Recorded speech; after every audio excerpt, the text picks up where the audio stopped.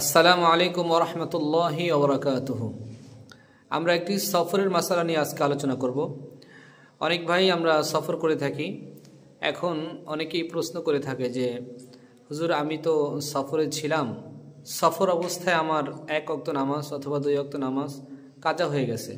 এখন আমি ওই সফরের কাজা নামাজটা আমি কিভাবে আদায় করব। তো এখানে আমাদের দুইটা সুরত।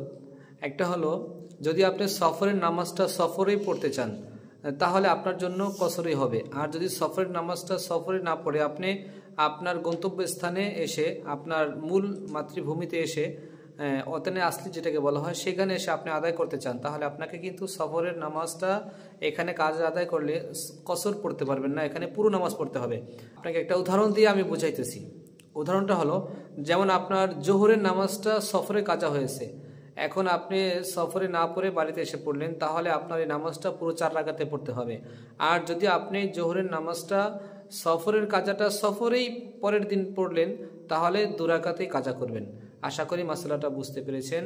আল্লাহ পাক আমাদেরকে সফরের নামাজগুলো সুন্দরভাবে আদায় করার তৌফিক দান করেন। আসসালামু আলাইকুম ওয়া রাহমাতুল্লাহি ওয়া বারাকাতুহু।